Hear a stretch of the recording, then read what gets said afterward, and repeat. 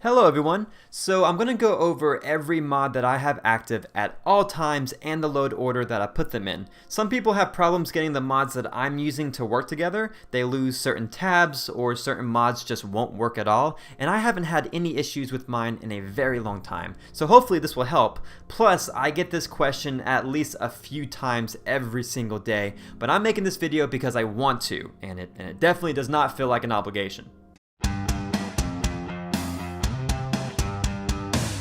I was going to post a build video today, but Fallout decided to update a couple days ago, which means some of my mods won't work until they update. So here we are. I did a video a while back explaining how to set up your load order for every type of mod, not just the ones that I'm using and showing you in this video. So if you don't see a mod that you're using in this video, check out the other one. I'll have a link to it in the description. Again, this video is just to show you what all mods that I'm using and what order they are in. If anything, I'll just briefly describe what some of these mods are for. But alright, let's talk about this. Some mods are just arrogant and require to be at the very top of your load order and are designed to automatically pop up there even if you try to move it or move another mod above it. They essentially overwrite everything you do.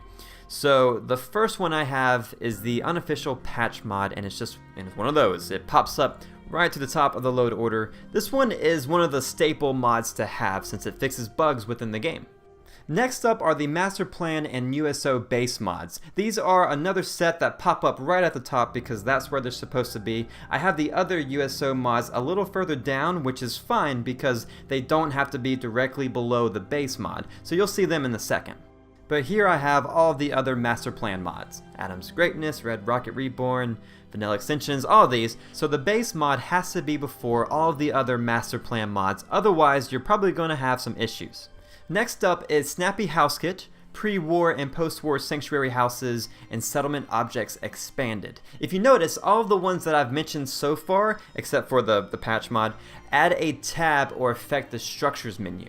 So since the Structures menu is the first thing we see in the Workshop mode, I listed these mods first in the load order, and then I just go down the list. So next are mods that affect the furniture menu, and then decorations, and so on. There are several exceptions, and I really don't think this matters because, like Settlement Objects Expanded, for example, that affects more menus than just the structures, but I still list it up there because in my head the structures menu is the first tab that it affects. And I'm probably completely wrong, but this is just how I set it up, and it all seems to work. Alright, so now we got Do-It-Yourself, Dino's Decorations, and Modular Kitchen. All of these are found in the Furniture tab, and I never really talk about Modular Kitchen, but it is awesome. It gives you any type of counter, sink, refrigerator, stove, really anything in the kitchen, and they all snap together. It's a great mod, you should totally check it out. By the way, this should not matter what platform you play on. I know I have people who are on PS4, Xbox, and PC is a little bit different because there is a program that pretty much sets up the load order for you, but I had this same load order and pretty much the same mods when I was on Xbox, and I still didn't have any issues. But alright, in the decorations menu we have Gruffy DD signs and posters, signs of the times, and cat deco floors, so they are next in the list. I get a lot of people asking me where I get my signs from. Gruffy DDs, right here. They have all the signs you will ever need in those mods. Next in the list are the mods that add their own tab to the main menu. So first up are the other USO mods. The base mod is still at the top. Then we have Thematic and Practical, G2M Workshop, Creative Clutter, and OC Decorator. All of these give you their own menu and are excellent mods, by the way. I've tried to consolidate my mod list and get rid of some, like so many times, and I'm always left with the ones in this list. I finally feel like I don't need anything else, though. You know, I have all the mods that give me everything that I need to build with, so I'm not even looking for new ones anymore. I'm pretty much set. I mean, yeah, I have a ton of mods active, but they all work together, and it only takes about 2 minutes for my workshop menu to load. If your menu takes forever to load, it's because you have a bunch of mods that add objects to your workshop menu. So the more of those you have, the longer it takes for your workshop menu to load, because your system now has to load all of the other objects on top of the vanilla ones. When I was on Xbox, it took over 7 minutes for my workshop menu to load, and that's one reason why I switched over to build on PC. Okay, next up are just some random mods. These are the exceptions I was talking about. I don't have them in order that they appear in the workshop menu just because they are smaller mods and I never really had to move them around. But we have 12 potted trees. Look at any of my builds and you will see at least a couple of these trees around. I use them all the time. Evil Vikings Minutemen Morale Pack. Love that dude, love that mod, should totally check it out. Working table lamps and colored workshop lights. Those are pretty self-explanatory, right? In the power menu, one gives me more lamps to use, which are in all of my builds, and the other one gives me colored lights, so I don't have to use that one bulb and change the color manually. Alright, this next part is very important to getting some of these mods to work together. So, Workshop Rearranged is next on the list, and it should always be placed below every mod that adds something to your workshop menu or changes the workshop menu. This doesn't mean like any settlement mod, like place anywhere, scrap mods, or ones that affect your build limit. Those don't apply to this. It's only mods that affect your workshop menu. So all the ones that I just went over, master plan, USO, the table lamps, all of them. And then directly below Workshop Rearranged are the Workshop Rearranged patch mods. I never really talk about these, but they are extremely important. A lot of people leave comments saying that they can't get USO to work or master plan to work. And the first question that I always ask is, do you have Workshop Rearranged active? Because Workshop Rearranged obviously affects your entire menu. It changes and reorganizes essentially everything.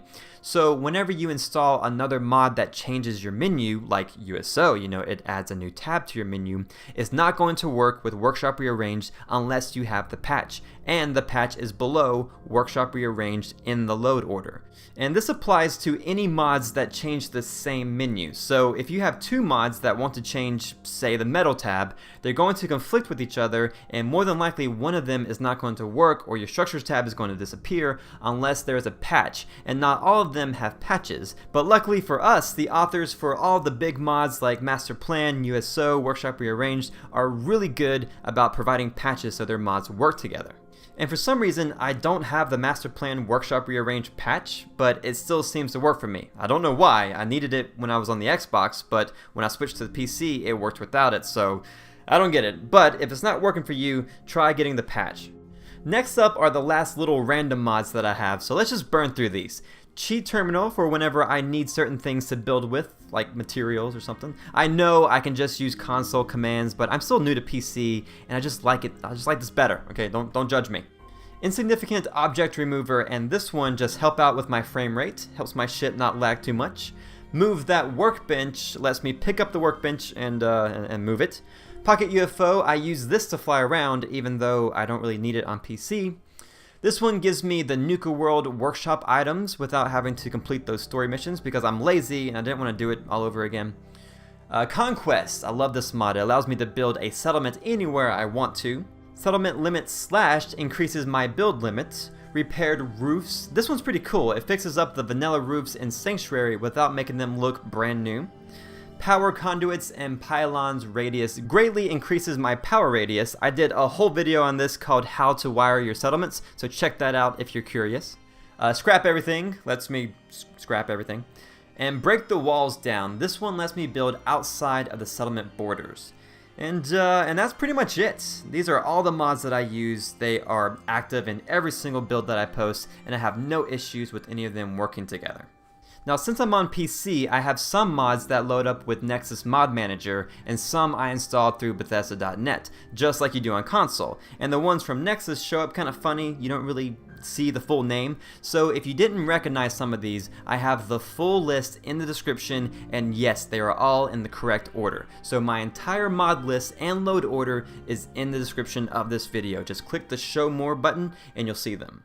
But I hope this helps. If you have any questions, let me know and I'll get back to you as soon as I can. I'll have another build video up for you guys really soon, so definitely watch out for that. But thanks for watching. Here are a couple of videos that YouTube picks solely for you based off your viewing history, which is kind of creepy but also kind of cool. Please give this video a like, and for more content like this, click that subscribe button. I'd really appreciate it. Thanks again, and I'll talk to you soon.